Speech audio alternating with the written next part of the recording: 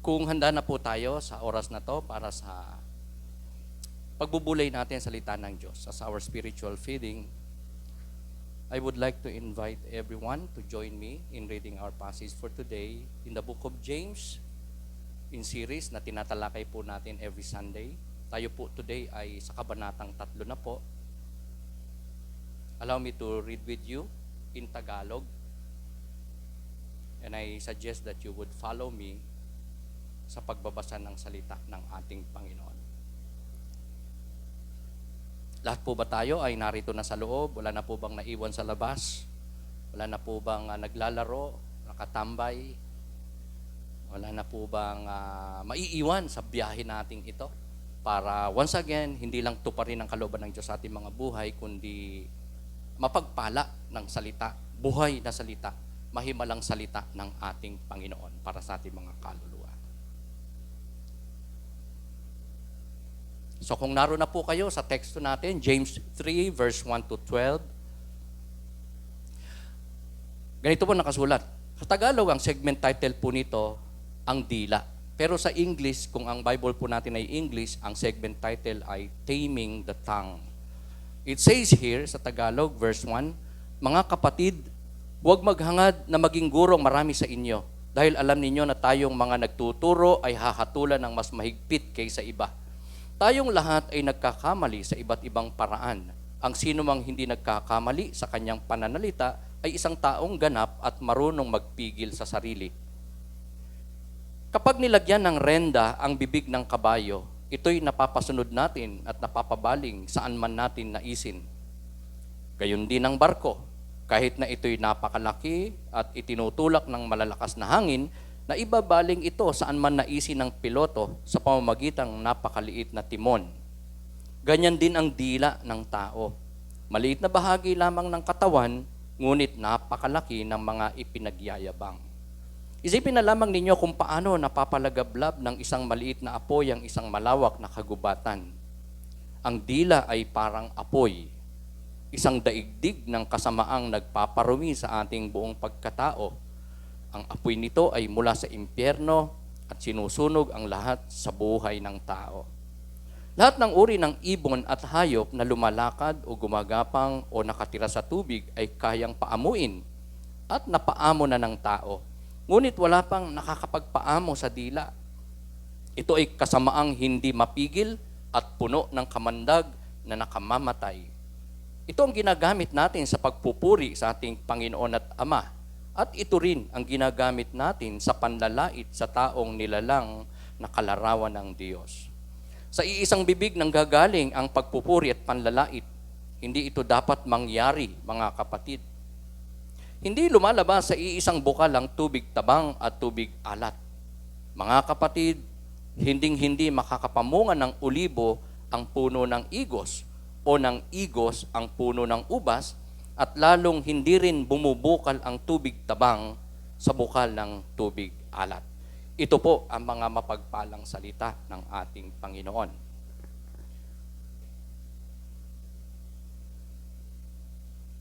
Ang mga tao na sinulatan po ni Apostol Santiago sa ating passage ay meron pong mga iba't ibang klase ng problema na kinakaharap. Just like us, a church, na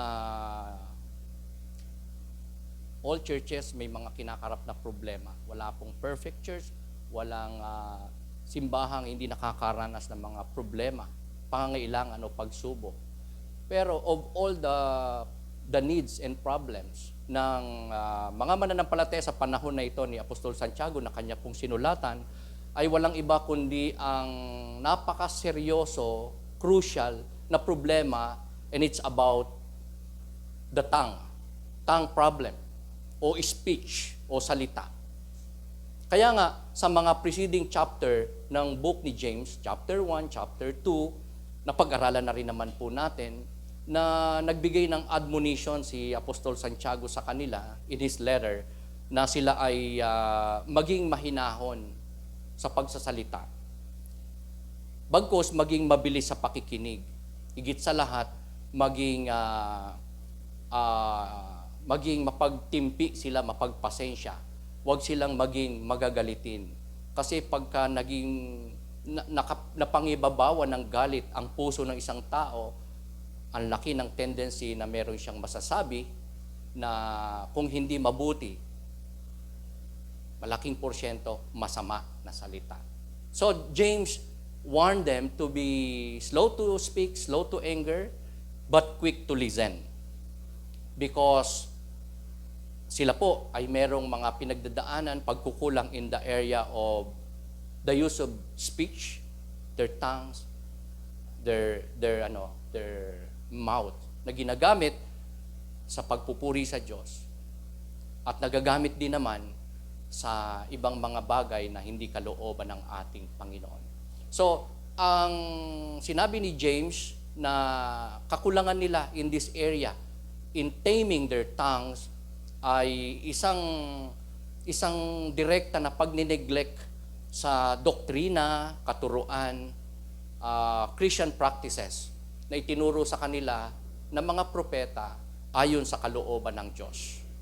A form of godlessness ang kawalan ng kakayanang i-bridle, i-tame, i-control, i-check, i-restrain, pamahalaan ng maayos ang dila, ang labi o ang speech. Nasubukan mo na bang masabihan ng word na tameme? Ayan. Bridle means tame. Ayan, dyan po galing yung word na yon. Na kapag ka ikaw ay na-rebuke, o kaya ay nasermonan, o kaya ay nasabihang wag magsalita, o kaya nagdesisyon kang wag magsalita, na-shock ka, na blanco ka, or minabuti mo talagang wag nang magsalita para sa ikabubuti, ikatatahimik, ikapapayapa. So, ikaw ay tumatameme. Amen? Okay. Pakita mo yung katabi mo. Nasubukan mo na bang matameme? Ayan. From the word tame, dyan po galing yung word na yon, na tameme. Naranasan na natin yan. Minsan sa ating buhay na tayo natatameme o tumameme. Bakit? Dahil ayaw nating makapagsalita. Lalo na kung ayaw natin makapagsalita. Nang hindi natin gustong salita na sabihin, somehow pagsisisihan natin. And there were times, hindi natin nakontrol ang ating labi, hindi natin nagawang tumameme, at na-neglect natin ang ilang mga tamang pananalita, mga tamang salita that we've done in the wrong way, o kaya what we have done by the use of our tongue, our lips, ay naging masama ang lumabas, masama ang naging dating, nakasira ng relasyon, reputasyon, nakasakit ng damdamin, at tayo po ay nagsisi. Sino po ang may ganyang karanasan? I believe lahat po tayo ay nakakaranas na magkamali sa pamamagitan ng salita. Salita na isa sa mga importanteng kaloob ng Diyos sa buhay ng mga tao, especially Christians such as you and me. Dahil by the use of our speech, our tongue, we can praise God, we can worship God, we can recognize God, we can pray, we can preach, we can teach, we can use our lips and tongues in winning others para maligtas, magkaroon pananampalataya at makapasok sa presensya ng ating Panginoon. Lamang mga kapatid, hindi po laging ganito ang nangyayari na sa mabuti nagagamit ang dila o bibig, labi ng tao. There were times nagagamit din ito. According to James, sa ating passage, nagagamit ang dila, salita, ang speech, ang words, ang mouth sa pagpupuri, pagsasabi ang magaganda, pero on the other hand, nagagamit din ito sa pagsisinungaling, panlalait, sa panunungayaw, sa pag-judge, sa pagkikriticize, and a lot more. So today, share ko sa inyo ang topic na pinamagatan ko na powers of the tongue. Kapangyarihan, mga kapangyarihan, iba't ibang kapangyarihan, power ng dila o ng ating speech. So what are the three powers of the tongue? Ayan, naniniwala ba tayo? May kapangyarihan ng ating dila? Okay? So tignan natin yung tatlo na sinabi ni Apostol Santiago na kapangyarihan ng ating mga dili. Una, guiding power. Pakisabi nga po natin, guiding power. Meron pong 6 na paglalarawan na ginamit si Apostol Santiago in our passage. Sa verse 1 to 4, about that guiding power, dila, speech, word, our mouth, na inilarawan niya o ikinumpara niya sa bit and rudder. Ang ibig sabihin ng bit ay yung renda ng kabayo, o in other words ay bokado. Bokado, yung nagko-control sa kabayo. Nakalagay yon, parang metal yon, nakalagay sa bibig ng kabayo, at dahilan para maipaling ng hinete o ng horseman saan man niya ibigin ang kabayo. Ang rudder naman ay timon ng isang malaking barko. Maliit lang din siya, gaya ng bit, pero kayang-kayang ipaling din ng piloto o kapitan ng barko ang napakalaking ship saan man niya gusto. Kahit pa may malalakas na alon, hangin o bagyo, kayang-kaya ng maliit na timon, rudder, ang ship. So, diyan ikinumpara ni James ang usefulness, ang benefit, ang magandang gamit ng dila. Okay. Pwede ba dilaan yung katabi mo? Wag na, baka may kulay pula, ano? Baka ngumuya tayong candy kanina. Okay. Pero may paalala si Apostol Santiago sa ating passage verse 1 na sabi niya, wag niyong hangaring lahat na maging teacher kayo, spiritual leader kayo, preacher kayo, because yan ang problema nila. All of them gustong magsalita, gustong magturo, gustong maging leader, gustong maging pangunahin, gustong may sabihin, pero nagpaalala si Santiago sa kanila. Ako, gusto ko yun. Kung lahat tayo magiging tagapagturo, spiritual leader, ganda nun. Kaya lang hindi naman yun po pwede. Diba? Hindi lahat ay tinawag at biniyaan ng kaloob na pagtuturo. Iba-iba ang kaloob ng Panginoon. O maging leader, iba-iba. So, ang iba, kaya yan ginugusto kasi nga, di ba, medyo attractive, di ba? Alluring yung position na yan na maging Bible teacher, Bible preacher, maging spiritual leader, maging pastor, maging makatayo sa unahan ng mga mananampalataya para maka-minister in the Word of God. Pero may warning si Apostol Santiago dahil sabi niya, ang mga tagapagturo, preacher, teacher, pastors, o spiritual leaders, sa kalagitnaan nyo, James said, ay may kinakaharap na napakahigpit at napakabigat na responsibilidad o pananagutan.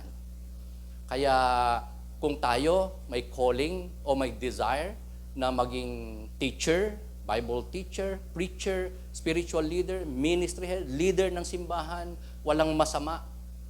Pero we must be aware na mas higit na pananagutan ang ire-require sa atin compared sa ibang miyembro, mananampalataya, at hindi leader ng simbahan. Kaya tayo po mga kapatid ay importanteng mapaalalahan ng Diyos sa mga responsibilidad o accountability na kaakibat ng pagsasalita, pagiging tagapagsalita, gaya ko, gaya ng ilan sa atin. At dahil nga sa stern at mabigat na judgment ng Diyos sa atin na palaging nagsasalita at oftentimes nagtuturo at talagang mayroong kakaharapin na mabigat na kahatulan mula sa Panginoon. Ang problema is that wala namang tao, teacher, preacher, pastor, spiritual leader na perfect, na hindi magkakamali sa pagsasalita. Are you with me? Okay. So, you can never tell na, salamat dahil hindi ako preacher, hindi ako teacher, hindi ako pastor, hindi ako leader. So, exempted ako. Hindi. Because all people, my privilege or my blessing, my gift of tongue And that is why, hindi lang teachers, preachers, leaders ng church ang may kinakaharap na responsibilidad, accountability o pananagutan, kundi tendency rin na magkamali in words because all of us, lahat tayo, may dila, may labi, may bibig, may words na sinasabi. And all of us may tendency magkamali sa ating pananalita. And it's easy to commit sins for the tongue, for our tongue. Are you with me? Ang dali-dali. Di ba? Pag nalingat ka, pag hindi ka nag-ingat, pag hindi mo pinag-isipan, pag naging padalos-dalos ka, naging impulsive ka, di po ba? Ang dali-dali na magkasala tayo sa pamamagitan ng ating mga salita. At ire-require tayo ng Diyos sa magiging sukatan ng Diyos yan sa atin, yung ating itinuturo. Di ba? Na we live by we teach, that we should live what we preach. Ayan. Naalala ko lang, nung mga nakarang araw, palagi ko pong sinasabihan yung mga kakilala ko, nakikita ko na pagka nag-charge ng cellphone, 50% pa, 40% pa. Hindi pa lobat pero china-charge na. Sabi ko, wag mong i-charge yan. Wag mong i-charge kasi liliit yung lagayan ng power ng baterya mo. Madaling masisira. Totoo naman po yun according to experts. According sa mga marurunong dyan talaga, techie. Kaya pinapayo ko yun pag nakikita ko. Wag mo siyang gawin. Hintayin mong maglobat bago mo i-charge para hindi mapuno yung lagayan mo ng power.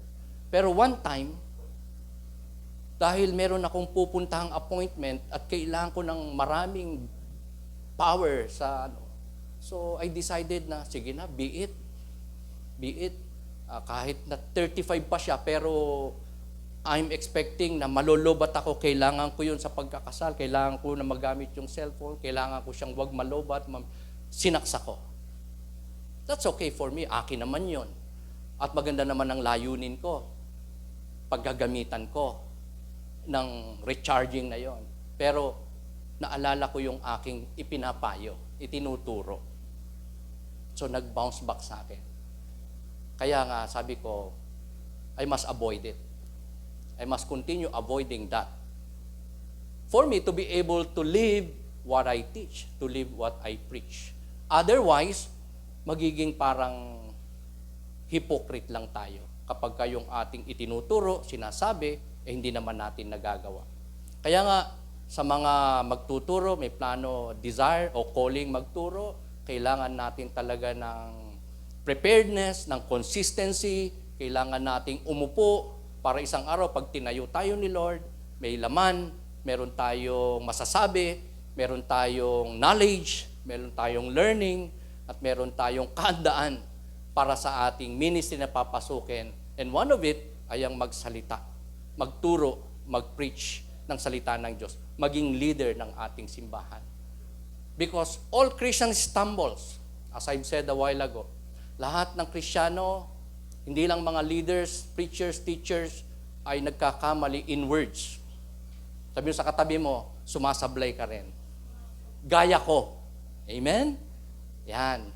All Christians stumbles in words. Kaya sa ating passage, yung maliit lang na bahagi ng katawan natin, dila, the small, less part ng ating body, the smallest in the world, ay sinasabing the largest troublemaker. Are you with me? Because small tongue compared to powerful bit and rudder, ikinumpara din yan sa apoy at mabangis na hayop. So tongue like bit and rudder must overcome contrary forces. Di ba yung bukado ng kabayo, yung renda nakakabit, control yan ng hinete o ng horseman. Pero may dapat maging gawin ang horseman. Kahit na may bukado yung kabayo, pero kailangan niya maging matapang. Kasi ang kabayo, kahit may renda, may bukado, pwedeng magwala pag nakakita ng ahas, Pag nakakita ng kapahamakan, ng danger, ng bangin, titigil yan, magwawala yan. Amen? So kailangan ng horseman na talagang maging matapang, maging malakas, maging handa. Hawak ang bukado, renda ng kabayo. Para ma-overcome niya yung puwersa ng kabayo, man din ng rudder, ng timon. Kailangan ng kapitan, nung piloto ng barko, ng lakas din ng loob, kasanayan din. Lalo na pag nandyan na sa harapan niya ang malalaking alon, malalakas na bagyo, malakas na hangin, kailangan niyang mailampas sa mga contrary forces na yon ang barko o ang ship. So tongue, like beaten rudder, must overcome contrary forces. Catch that. Since ang tongue ay ikinumpara sa beat and rudder, na may kalangang i-overcome na contrary forces, ang atin din daw, sabi ni Apostol Santiago, na mga labi, dila, bibig ay may dapat na i-overcome. Dalawang bagay ang forces na pinagmumulan para ang ating labi ay magamit natin sa tama, kahit sa mali, ay mga forces outside. Yung pag may narinig ka, may nakita ka, di ba? May ginawa sa'yo, hindi mo gusto, hindi maganda. Yan ang pwedeng puwersa na kailangan mo i-overcome, na hindi ka magsalita, mag-retaliate, gumamit ng masamang lengguwahe, salita, words, unsavory words, filthy words, malicious words, critical words, judgmental na words. I-overcome mo yon, yung narinig mo, yung nakita mo, yung naramdaman mo dahil sa ginawa nila sa'yo, sinabi sa'yo, ginawang trato sa'yo, treatment sa'yo, tinanggalan ka ng karapatan, hindi in-honor ang privilege mo, at ginawang ka pa ng masama, ginulangan ka. So, we need, just like beaten rudder, just like the horseman and the pilot, the captain of the ship, the tongue, ay kailangan nating i-control, i-tame, i-check, i-regulate. Are you with me? Pero may isa pa na source ng contrary forces pagdating sa ating labi. Aside from outward influences and forces, ito yung sa loob natin, yung sa isip natin, yung nanggagaling sa ating puso. Kasi minsan, kaya tayo nakakapagsalita hindi maganda kasi may ine-entertain tayo sa ating isip. May gumigitaw dyan, may nagbabalik na alaala dyan, o may pumapasok dyan na mga iba't ibang scenario, imagination, then, dahilan para hindi lang tayo makapagsalita ng mabuti. Minsan, masama na mga salita. And we don't overcome those kind of forces. May naramdaman tayo. Ang puso, sabi nga kung ano laman ng puso mo, yun yung lalabas. Kaya yung laman ng puso needs to be cleansed. Para ang lumabas sa labi, sa dila, sa bibig, ay mabubuting bagay. Buhay at hindi kamatayan ang lumabas sa labi. So tongue like a beat and rudder, the tongue must overcome contrary forces. Mga kapatid, ang dila o labi o speech natin, like beat and rudder, have the power to direct. Have the power to guide. Ibig sabihin, kung ang labi o dila natin ay nakakapag-direct, nakakapag-guide, it means may malaking significance at epekto, kapangyarihan, puwersa ang ating speech, labi, bibig sa buhay ng ibang tao. Maari silang mapabuti, maari din silang mapahamak by our tongues. Gaya ng runaway horse, di ba? Kahit may bukado yan, renda yan. Pag yan nagwalat, hindi na kaya nung hinete, nung horseman, what will happen? Posibleng makasagasa, posibleng makasakit, posibleng masipa ka, ma-flying kick ka. Are you with me? Di ba? Ganon din naman ang barko kapag hindi na kaya ng kapitan na kontrolin sa pamagitan ng rudder yung contrary forces. Malaking alon, malakas na bagyo, malakas na hangin, what will happen to the ship? Shipwreck. Amen? Pwede siyang lumubog, pwede siyang sumadsad, pwede siyang masira, mawasak, gaya ng nangyari sa Titanic. Same is true with our words. Same is true with our speech. Ito ay nakakaapekto. May mapapabuti because of your word. May pwedeng makapili ng tamang choices, desisyon, o daan sa buhay na ito by your word, by our words. Are you with me? So napakagandang blessing nito sa atin ng Panginoon. One of the greatest blessing is our tongue. Dilaan mo nga yung katabi mo. Ayaw talaga mandila. Ayan. Masama mandila, di ba? Parang belat. Ayan. Parang buti nga sa'yo. Okay. Pero that tongue ay greatest gift ng Diyos sa atin. One of the greatest gift because we can use it parang iba, maimpluwensyahan na gumawa ng mabuti, mag-isip ng mabuti, magdesisyon ng mabuti, dumaan sa mga pamantayan ng Diyos na makapagbibigay ng pagpapala sa kanyang buhay. Look at the words of the judge, mga kapatid. Di ba yung hukom, pag sinabi niyang doon sa prisoner o sa nililitis, sa kriminal, pag sinabi niyang, you are guilty, lifetime imprisonment, apektado ba siya? Apektado ba ang kanyang pamilya? Apektado ba ang kanyang future? Apektado. That word ay napaka-importante. It has power to direct, to give life, or to be destructive sa buhay ng isang tao, nasasabihan ng judge, kahit ng ilang sentence lang, kahit ilang words lang, napaka-importante. Naalala ko si President Duterte, nung siya pa ay nasa katungkulan, sabi niya sa mga pulis, kapag ka nanlaban, barilin mo. Tama ba? Pag nanlaban, patayin niyo. Diba? No wonder, ang daming namatay. Marami talagang nabaril. Marami talagang napahamak. Because of that word. Kaya nga, ngayon, noon, hindi siya maakusahan because being a president, may immunity. Nasa kanyang lahat ng kapangyarihan, protection, resources.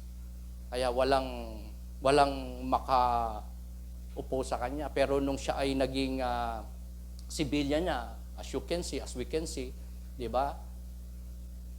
Siya ay nililitis at in fact nakakulong for that accusation, for his word na sinabi niya. Can you imagine kung si Trump pag sinabi, di ba si Trump sabi niya, nung siya ay maging presidente, from now on, lahat ng undocumented, uwi.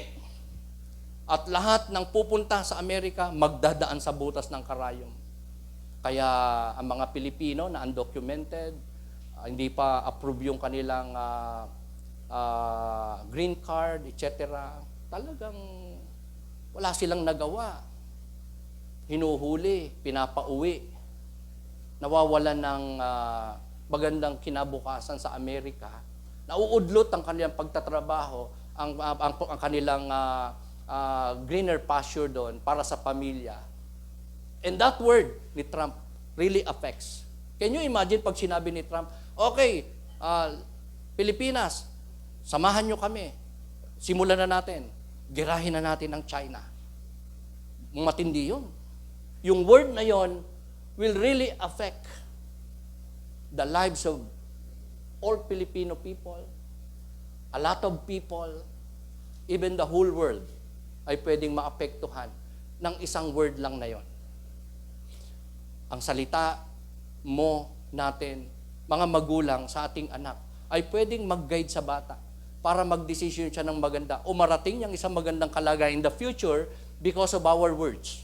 Parents, are you with me? Kaya napaka-importante ng ating salita, ng ating labi, ng ating dila. In the Bible, sa pangunguna ng ating Panginoon, and a lot of great men and women of the Bible, using their word, talagang marami ang napabuti. Marami ang naligtas spiritually. Marami ang gumaling. Marami ang nakakilala kay Lord. Marami, sila Pedro, ang mga apostol, ang mga propeta, marami silang naakay sa Panginoon. Nabago ang buhay because of their word, using their tongue, using their lips. Because tongue has the power to direct others to right path, decision, and choices in life. Are you with me? Sabihin mo, blessed ka, may dila ka. Amen? Pero ang dila na yan ay dapat may directing power sa ating buhay. Amen? Okay. The number 2, power of the tongue na meron tayo ay walang iba kundi ang tinawag ko na destructive power or destroying power. Bakit? Kasi kinumpara ito sa fire at sa isang hindi lang mabangis kundi poisonous na hayop. Verse 5 to 8. Words can start fires. Can you say amen? Kaya nga, we all know a lot of churches. In fact, our church is one of them sa nakaranas ng ganyan po na problema in the past.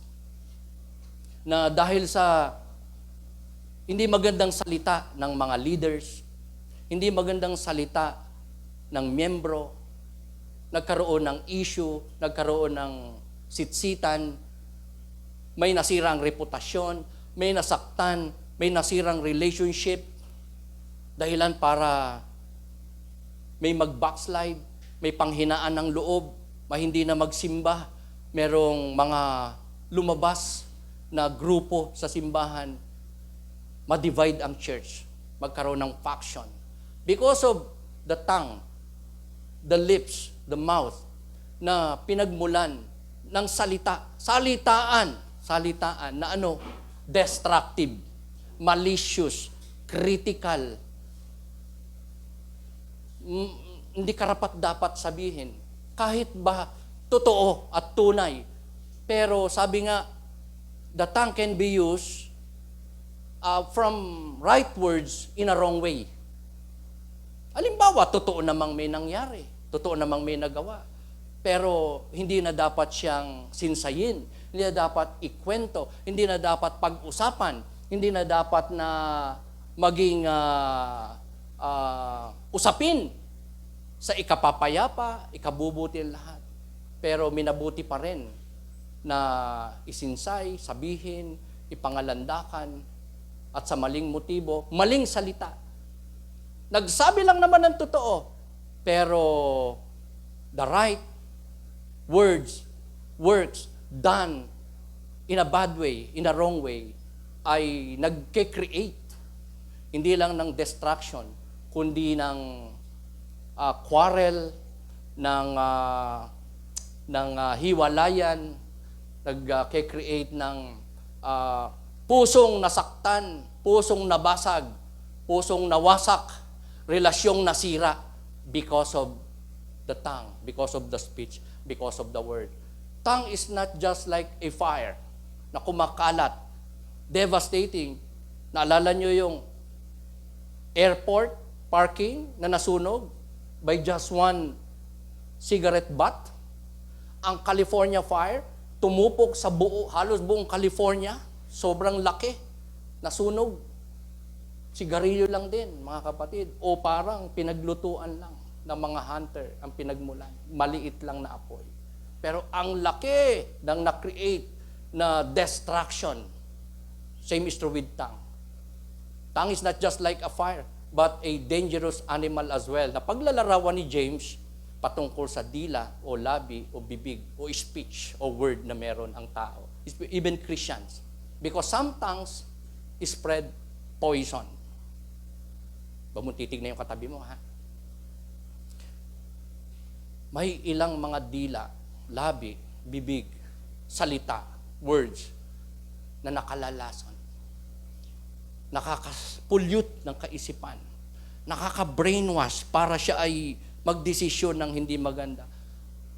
Last week, meron po akong na-encounter na isang dati kong hindi lang miyembro, worker ko talaga dito. na mula nung lumabas ng church na to, that was 12 years ago, never na nakatayo sa unahan. Professional, ang talino, may resources, but never na naggamit na ng Panginoon, nakatayo. After 12 years, nagkita kami, sabi, Pastor, tulungan niyo ako dito. Ano ba ang dapat kong sabihin dito? May assignment. Ako ay natap na magsalita. Ngayon lang uli ako makakapagsalita at makakatayo. Mula nung umalis ako sa iyo, Pastor. Tinuruan ko. And, you know what? Ang dahilan niya kung ba't siya nawala. May salita lang na isa sa kanya. Ang isang kapwa leader, kapatid, dahilan para siya ay umalis. Na brainwash. Na poison. Lalo pa sa isang hindi totoo na accusation during that time. I really know their sentiments. And I said, hindi totoo yan. Huwag kayong umalis. Huwag kayong patangay. Huwag kayong pa-impluensya. But to no avail. God permitted that separation. Ang dahilan na laso ng isip, na brainwash, na impluensyahan sa isang salita na hindi totoo. Ito mong titignan katabi mo. Amen? Ang dila, minsan madalas, nakakalason. Kinumpara ang dila sa isang hayop na hindi lang mabangis, kundi poisonous. Amen? Parang ganitong dila na may nakalawit na dila ng ahas. Poisonous. When animals and fire is tamed, di ba natetame ang animal? Ganon din naman ang fire. Kaya nga merong mga yumaman, pinagkakaitan ng hayop nung matame nila. Tigre na tame, mabangis yun. Leon na tame yun. Andiyan sa carnival. Papanood mo, pinagkakakitaan yan. Nagiging resources nila yan. Na tame eh. Ahas, buhaya. Wag lang yung buhayang kumagat do sa hita nung isa sa YouTube na pinasok niya kasi yung hawla ng mga buhaya. Wala pala sa katinuan yung binatilyo na yon. Pero animals can be tamed. Are you with me? Sino sa inyo ang may loro na nakakapagsalita? Basically, nangangagat siya. Nanunuka, huwag ka lalapit. Lalo na yung mukha mo. Baka tukain ka sa mata. Pero natitame, napapasunod, nagbabasketball yung loro. Aba, nagsasalita. Parang tao. Are you with me? Nagiging blessing, nagiging worker, nagiging servant nung nag-aalaga o nagtitame. Ganon din naman ang fire, natitame din ang fire. Na pag na-control mo, again, di ba, ang ibig sabihin ng taming ay controlling, regulating. So, when animals and fire is tamed, you get a worker and not a destroyer. Pero pag ang animal hindi na tame, ano mangyayari? Lalapain ka. Malalapa ng iba. Destructive yan.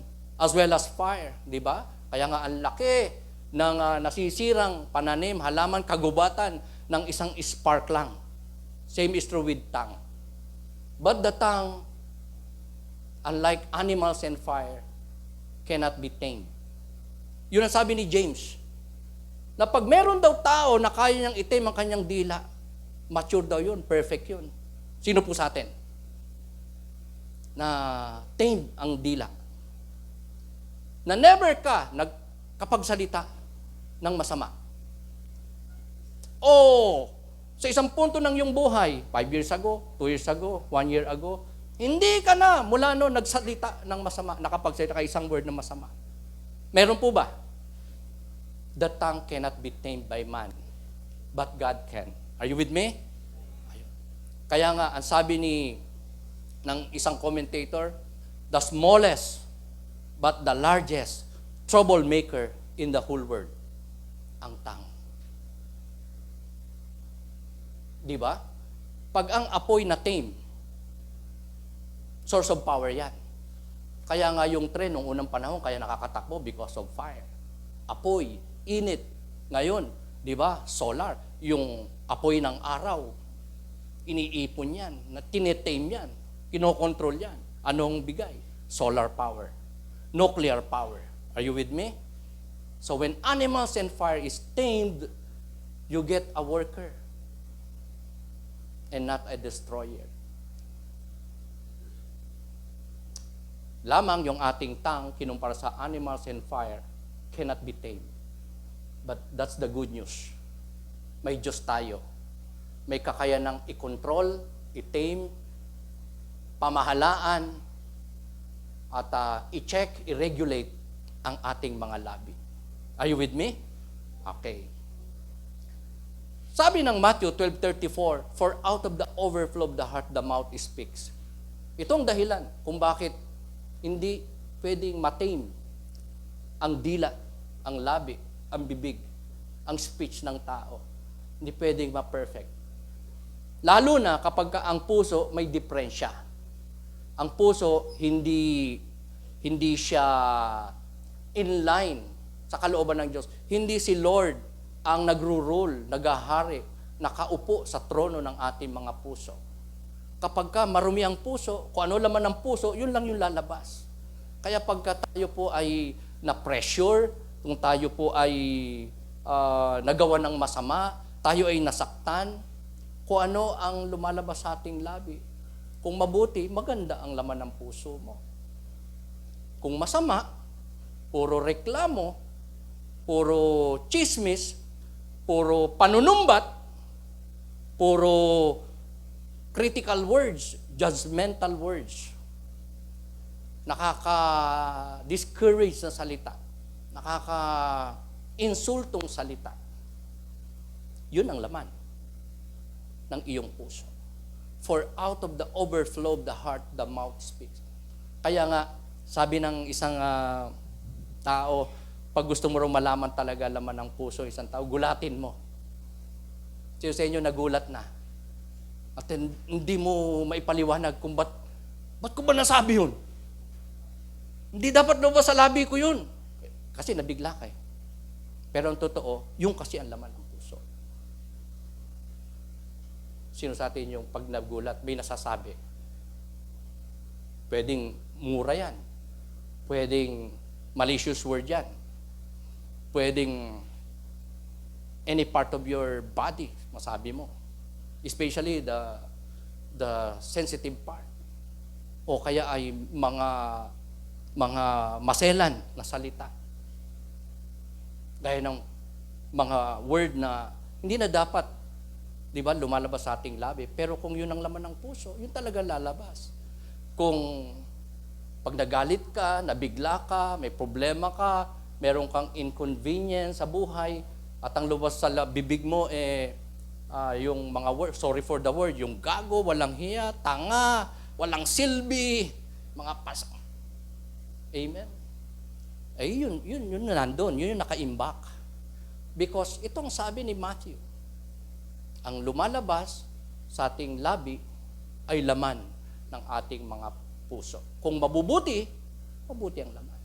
Pero pag may lumalabas na hindi mabuti, nandun pa kasi yun. Okay, going back. God is able to tame our tongue. Tayo hindi natin kaya. Amen? Mahirap. Mahirap. Pero God can. The last but not the least, na klase ng power na meron ng ating tongue, labi, dila o speech, is pleasing power. Ang synonym ng pleasing ay delightful o delighting o kaya ay satisfying power. Ikinumpara yan sa fountain and tree, sa isang bukal at isang puno, verse 9 to 12. Di ba? Ang tubig sa fountain o sa bukal, napakaraming silbi niyan. Hindi lang yan para sa ating pagkauhaw. Ginagamit. Amen? Ginagamit yan sa maraming pangangailangan ng tao ng bawat isa po sa atin. Paglilinis ng katawan, paghuhugas ng anumang bagay, pagluluto, sa pagtatanim, in a lot more. Yan ang kahalagahan ng water, especially fresh water. Amen? Mineral water. Yan. Pero, mga kapatid,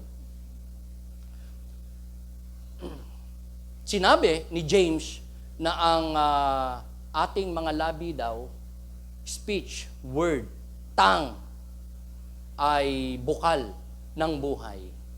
Kasi nga, because of our words, because of our speech, by the use of our lips, pwede tayong maging pagpapala sa iba. Pwede ng iba sa halip na mamatay, mag-suicide, di ba? Maisip niya, hindi tama ang aking pagpapakamatay. Because of our words, good words, encouraging word. Pwedeng siya ay sumaya. Nung sinabihan mo siya na siya ay malungkot, bigla sumaya siya. Because of the word na sinabi natin because of our mouth, by the use of our speech, words, mouth, tongue, ay pwedeng meron pong magkabuhay, sumigla, lumakas, ma-encourage, ma-comfort, at magkaroon ng bagong kalalagayan in life. Are you with me? Can we say amen to that? So napaka-importante ng tongue. Ikinumpara ito sa fountain o fresh water at sa labi, sa bibig natin daw, bumubukal ang bukal ng buhay. Kasi pwedeng by the use of our mouth, meron pong mga mabagong buhay, makakilala sa Panginoon, matransform, amen, makatanggap ng salvation from the Lord because of our words. Especially, Word of God na isi-share natin sa iba. Pwedeng sila ay makasumpong, hindi lang ng kasiyasiyang buhay, katanggap-tanggap na buhay in this life, kundi buhay na walang hanggan, hatid ng ating mga salita, sinasalita na salita ng Diyos, mensahe ng Diyos, makapangyariang salita ng Diyos na kapagliligtas ng kaluluwa. So, water is life-giving, and our words can give life. However, if water is not controlled, it brings death and destruction. Importante ang tubig, beneficial ang tubig, maraming gamit ang tubig, pero pag hindi na-control ang tubig, gaya ng tubig sa isang dam, marami ang maapektuhan. Babaha sa kabukiran, babaha sa kanayunan, baka umabot ang baha hanggang sa syudad. Diba? Ang along malakas, kapag ka hindi na-control, walang tawag doon sa dagat, yung parang hinahampas ng malaking alon. Maraming tatama ang kabahayan. Mga tao, mapapahamak pag hindi na-control ang tubig. Kaya nga, yung kabundukan, mga kapatid, di ba, na hindi na alagaan, nagkulang sa mga puno para mag-contain sa water o sa katatagan ng lupa o ng bundok. Kaya merong mga flash flood na putik ang hatid, mga trosong tibag, mga patay na puno na kinaingin kasi ang bundok. Kaya walang kontrol yung tubig na bumabagsak sa bundok. At pag napuno na, walang mga ugat, walang punong kahoy, walang kontrol. So, devastating siya, destructive siya, nakamamatay siya, mapanira siya. So God's Word, mga kapatid, ay dinescribe ng Scripture na spiritual water na nakapaglilinis. Ito pong ating ine-expose na passage, letter ni James, ay salita ng Diyos na by nature ay spiritual at ikinumpara sa tubig na nakapaglilinis. Kaya nga kapag napapakinggan natin ang Word of God, naintindihan natin, binabasa natin, minimeditate natin, lalo na pag sinunod yung salita ng Diyos, nakapaglilinis ng buhay, nakababago ng buhay, nakapagbigay ng kalakasan, karunungan, nakapagbibigay ng enabling, hindi lang malaman ng utos kalooban ng Diyos, kundi masunod ito. Because God's Word is like a water, nakapaglilinis, nakapaghuhugas, nakapag-aalis ng kasalanan. So our words can help shelter, encourage, feed a hungry soul. Remember, nung ikumpara ni James ang tang sa isang tree, di ba? Ang tree, marami talagang benepisyo. Yung lilim, yung sanga para madapuan ng ibon. Napaka-significant ng tree when it comes to economy. Dahil, di ba, log and timber, dyan ang gagaling. Paggawa ng bahay and a lot more, dyan ang gagaling. Isang malaking source ng livelihood yang mga puno. Pero, of all the parts, kahit na sa bunga ng isang puno na sobrang pinakamahalaga, may mas mahalaga pa din sa isang puno. Aside from shade, yung timber niya, yung branches, yung leaves, yung fruit is the root. The root system. Bakit? Kasi yun yung nagpapatibay sa puno. Yung root ang humihigop sa malalim na bahagi ng lupa ng mga nutrients, ng mineral, na kailangan ng puno para hindi lang maging malago, kundi mabunga, maging matatag. So sa ating buhay, ang importante sa atin, kung tayo ay parang puno, ang ating dila ay parang ikinumpara ni James sa puno, ang importante is the root. So tayo, with our tongue, na ikinumpara sa puno, ikinumpara rin sa mabangis na hayop, sa fountain, sa fresh water. Mabuti ang hatid, pero pag hindi controlled, devastating, destructive. So, just like a tree, tayo na may tongue, we must get our spiritual roots deep into God's Word. Ito ang paraan, ito lang ang paraan, parang atin pong tongue ay maging pagpapala, makapag-sinsay ng magagandang salita, encouraging word, buhay ang hatid sa iba, encouragement ang hatid, convenience ang hatid sa iba.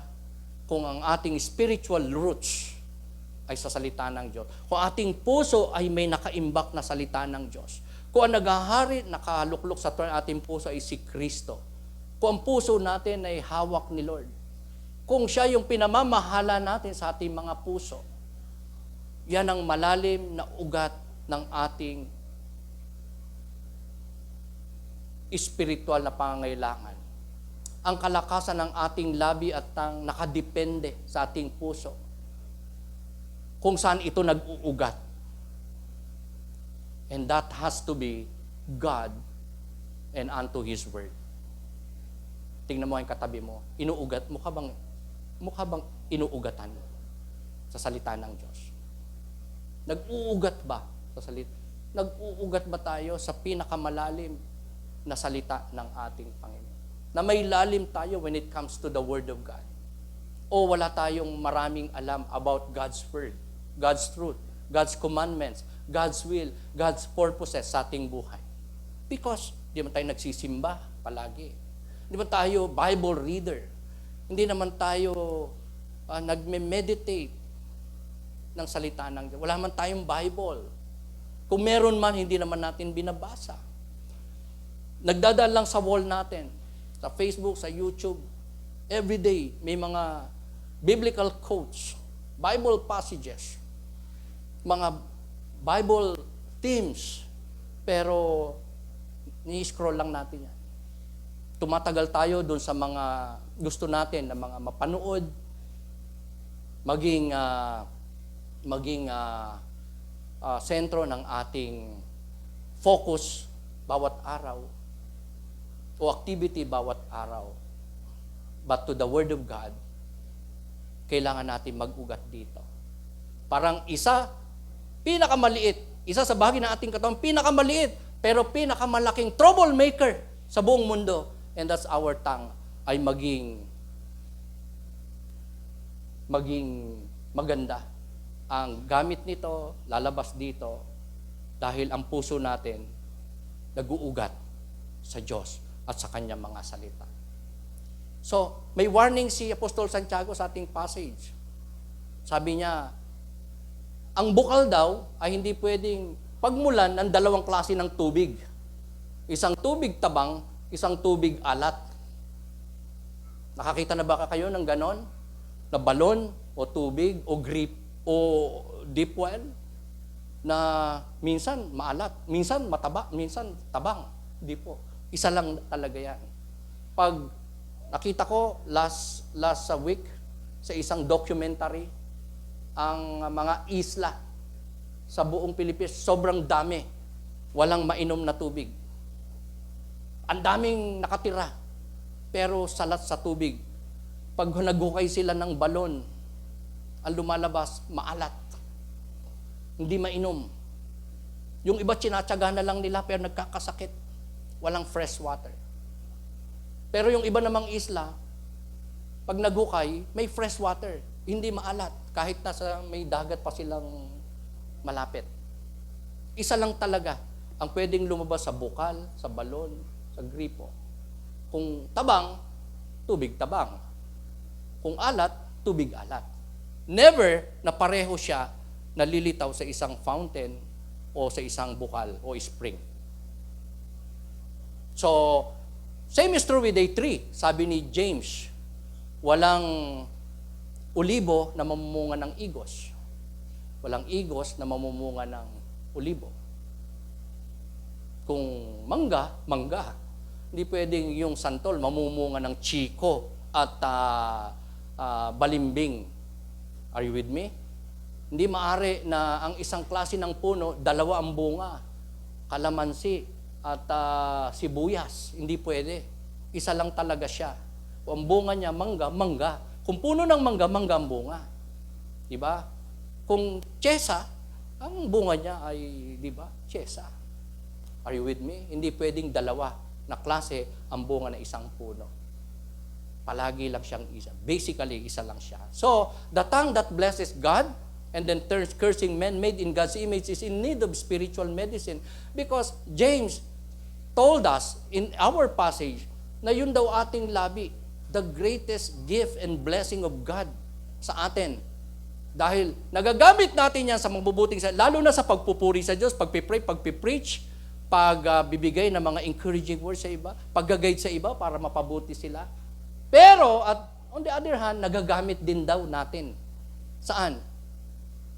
Sa pagsisinungaling, panunungayaw, pagchichismis, pagyayabang, malicious speech, malicious word, pagiging critical, pagiging judgmental, pag-accuse ng hindi naaayon sa kalooban ng Panginoon. So yan ang pinopoint out ni James, mga kapatid. So, in our topic na I made it in acrostic, pot. Okay. Bukod sa pot, parang kaldero, no? Pero I would like to use the definition of pot sa isang malaking halaga ng pera. Large sum. 'Di ba? Yan ang word pag sa jackpot, 'di ba? Malaking halaga 'yon, jackpot. O kaya sino yung mahilig magsugal? Dati. Wag na ngayon ang tanong. Okay. Pot money. 'Di ba? Pag sinabing pot money, malaki 'yun. Pag napanalunan mo 'yon, jackpot ka doon. Are you with me? Pot. Ang ibig sabihin, powers of the tongue. Power of tongue. Kapangyarihan. Mga kapangyarihan ng dila. Ito, yung tatlo. Balikan natin. Acrostic points natin sa topic na pot, GDP. Ano ibig sabihin GDP? Hindi po gross domestic product. Importante yan sa isang bansa. Yan ating bansa. Na kailangan mataas ang ating GDP, di ba? Para magkaroon tayo ng malaking sweldo, malaking kita sa negosyo, di ba? Bumaba ang presyo ng bilihin at maging maayos ang buhay ng mamamayan kapag ang GDP, gross domestic product, ay mataas. Pero ang ibig kong sabihin dito na GDP is the guiding power, destructive power, pleasing power ng ating mga dila. These are the three different kinds of power ng ating mga dila. Nakakapag-guide o nakakapag-direct. Destructive o destroying power, meron ng dila. Pero, meron ding pleasing o kaya ay satisfying power ang ating mga dila. Aside from GDP, nag-struggle ako kanina kung ano ba gagamitin kong acrostic dito sa major points natin na to GDP. Ang pinag-isipan ko isang gamitin is DDS. Alam niyo yung DDS? Okay. For the word na guiding is, naisip ko, ano kaya kung gamitin ko ay directing power. Sa destructive, it's the same. Destructive or destroying power. DD na yon. And nag-struggle ako na gamitin yung word na S sa pleasing, which is satisfying. Pwede naman. Gustong-gusto kong gamitin yon. DDS. Directing power, destructive power, at satisfying power. Diba? Ang tubig, satisfying yan. Pleasing yan. Are you with me? DDS. Kasi baka isipin nyo si Duterte ay hindi ko tinuloy. Ano ba ibig sabihin DDS? Kagawad. Ano nga ibig sabihin DDS? Davao Death Squad. Panahon ni Duterte, di ba? Talagang, Amen! Yes! Sabi ng mga Pinoy dyan. Tama yan! Kaya nga binoto yan di ba? Binoto nyo ba? Duterte, di ba? Karamihan sa inyo, bumoto kay Duterte. Tuwa tayo, kami na matapang. Talagang kumakatay. Gustong-gusto ng majority of Filipinos yan. Di ba? Yang naging strategy na yan. At walang nakapagsabi sa ating presidente na mali yan, masama yan. Di ba? Walang nakapagpakulong sa kanya, walang nakapagkaso sa kanya dyan. Walang nakasalungat sa kanya, DDS. Kaya lang, nowadays, di ba, dahil civilian na siya. So, ayan na, medyo na i-reiterate na ngayon ang ilang mga prinsipyo behind that scheme o strategy ng, di ba, kamay na baka. Because a lot of people died, di ba? At yan ang nililitis ngayon, di ba? Sinisiyasan at huhukuman sa International Criminal Court. So we don't know about that. Kung tama ba yon? Diskarte ni Duterte, nung siya presidente, o mali, dahil ngayon ay nililitis siya. Ano nga ba? Bakit nga ba? Bakit nga ba? Bakit nga ba? Ano mga bang totoo? Di ba? Di ba? Yan yung nangyari kamakailan sa YouTube. Ano? Alam nyo ba yon? Because of word. Di ba?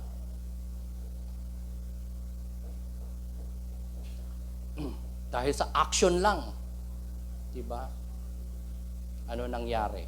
Nasira ang reputasyon, nakasira ng buhay, nakasira ng kaisipan, at sobrang naging destructive ng pangyayari na yun. So, on this topic,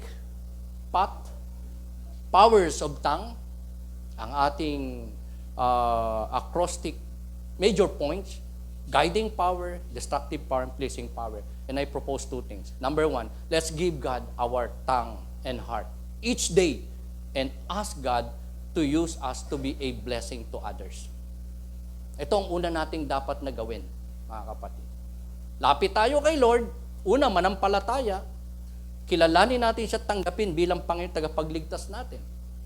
Hindi lang para maligtas ang ating kaluluwa, because God said in His Word, John 3:16, "For whosoever believe in Him shall not perish but have everlasting life."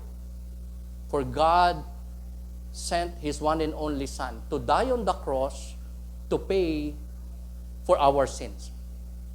And there's no other way to God, to the Father, in heaven, except through Jesus Christ. John 14:6, it says there, Jesus said, He is the way, the truth, and the life. No one can come to the Father in heaven. No one can enter the kingdom of God except through me, Jesus said. Pero, aside from this, pag ginawa nating bukal ng ating Panginoon Diyos, ikinumit natin sa Kanya, hindi lang ang ating buhay, lalo na itong pinakamaliit na bahagi ng ating katawan, which is our tongue, and yet, the largest troublemaker in the whole world, our tongue, each day, God is able to tame and control and rule and regulate and use our tongue for His glory, according to His will. Kung tayo lang, di natin kaya. Are you with me? Di natin kaya i-control yan. But God is able. So, we approach God.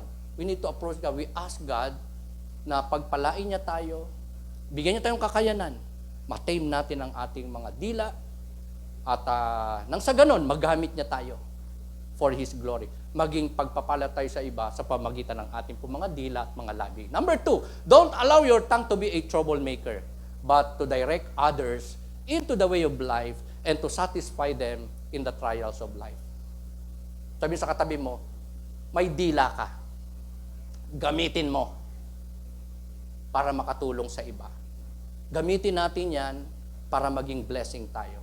Gamitin natin yan para may mga taong ma-comfort, ma-encourage, sumaya, magkaroon ng talino, magkaroon ng tamang choices in life, decision in life. Malaman nila kung anong daan bang dapat nilang lakaran. And that is God's way. By the Word of God, by the power of God. Sa ating mga buhay, sa ating mga labi, sa buhay ng iba. Let's use our tongue for the glory and honor of our God. Let's rise up. Tayo po'y tumayo at manalangin. Salamat, Panginoon, sa pagkakataong ito. Bigyan niyo kami ng opportunity, privilege na mapaalalahanan din po ng sulat na ito ni Apostol Santiago na kami po, Panginoon, ay meron pong dakila at napaka-significant na blessing sa inyo ang amin po mga labi na nagagamit namin, Panginoon, para sa mabuting salita, pagpupuri sa inyo, pagsisisi ng salita at kalooban, naging pagpapal sa buhay na. Pero, Panginoon, as you have said, in your word, napakahirap i-tame ng dila. You alone, O God, who could tame it, could control it. And we ask of your grace, Panginoon, to rule sa aming pong mga buhay, lalo na po sa aming mga dila, sa aming mga labi, na ito po, Panginoon, ay magamit namin lamang, Panginoon, hindi na po sa panunungayaw, sa pagsisinungaling, sa panlalait, sa pagmumura, sa mga pagsasalita ng mga malisyoso at napakalaswang mga salita, pagmumura, panlalait, oh God, paghatol, pagkikriticize ng iba. Lord, forgive us and continue to mold us, Lord. By the power of your word na narinig namin ngayon. By your Spirit, Lord, sapagkat sa pamagitan nyo lang kami, Panginoon, magiging tamed sa amin pong pagsasalita.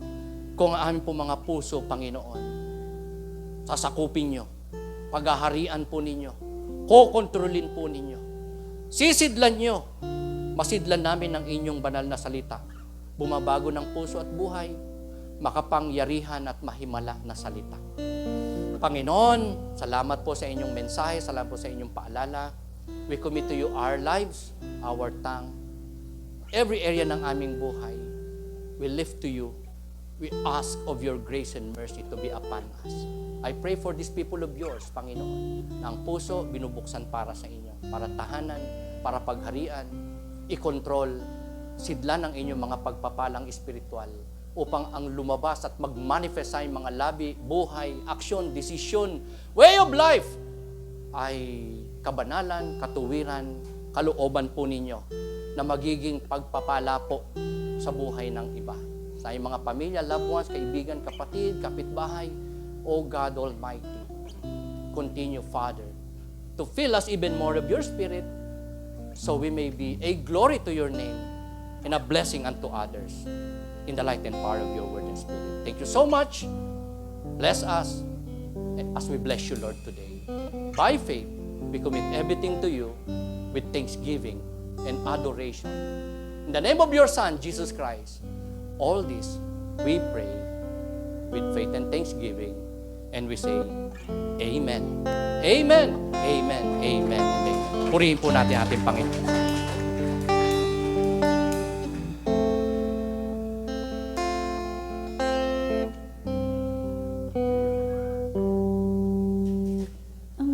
Puso ko'y dinudulog sa'yo, nagpapakumbaba, nagsusumamo, pag-ibig din mo, ikaw ay mamasdan, makalikaan, sa'yo ay pumisan. Ang puso ko'y dinudulog sa'yo, nagpapakumbaba, nagsusumamo, pag-inapatin mo, ikaw ay mamasdan, makalikan, sa'yo ay pumisan. Loobin mo ang buhay ko'y maging banal mong tahanan, luglugan ng iyong wagas na pagsinta. Daluyan ng walang hanggang mga papurit pagsamba, maghari ka, O Diyos, ngayon at kailanman. Ilapit natin sa Panginoon ang ating mga puso, ang ating mga buhay. Ang puso ko'y dinudulog sa'yo, nagpapakumbaba, nagsusumamo, pag-indapatin mo, ikaw ay mamasdan, makalikaan, sa'yo ay pumisan. Loobin mo ang buhay ko'y maging banal mong tahanan, luglugan ng iyong wagas na pagsinta. Daluyan ng walang hanggang mga papurit pagsamba, maghari ka, O Diyos, ngayon at kailanman. Loobin mo ang buhay ko'y maging banal mong tahanan, luglugan ng iyong wagas na pagsinta. Daluyan ng walang hanggang mga papurit pagsamba, maghari ka, O Diyos, ngayon at kailanman. Maghari ka, O Diyos, ngayon at kailanman. Maghari ka, O Diyos, ngayon at kailanman. Amen. Palakpakan po natin si Lord. Hallelujah.